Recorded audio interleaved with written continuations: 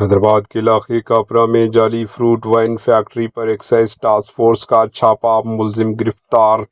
دارالحکومت حیدرآباد کے میڈچل ضلع کے کاپرا علاقے میں ایکسائز ٹاسک فورس کے حکام نے اچانک چھاپے مار کارروائی کرتے ہوئے غیر قانونی طور پر فروٹ وائن تیار کرنے والے ایک شخص کو گرفتار کر لیا۔ حکام کے مطابق گرفتار ملزم کی شناخت اینتھونی عمر تقریباً 65 سال کے طور پر ہوئی۔ تحقیقات میں معلوم ہوا کہ ملزم بغیر کسی قانونی اجازت کے ساتھ مختلف اقسام کے پھلوں سے مبینہ طور پر جعلی فروٹ وائن یعنی فیک فروٹ وائن تیار کر رہا تھا۔ چھاپے کے دوران حکام نے 377.7 لیٹر فروٹ وائن اور 502 بوتلیں ضبط کر لی۔ ایکسائز محکمے نے ملزم کے خلاف کیس درج کر کے مزید تحقیقات شروع کر دی۔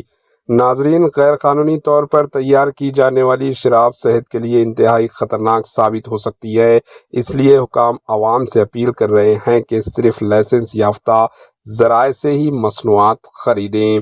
مزید اپڈیٹس کے لیے AHN نیوز چینل کو سبسکرائب کریں۔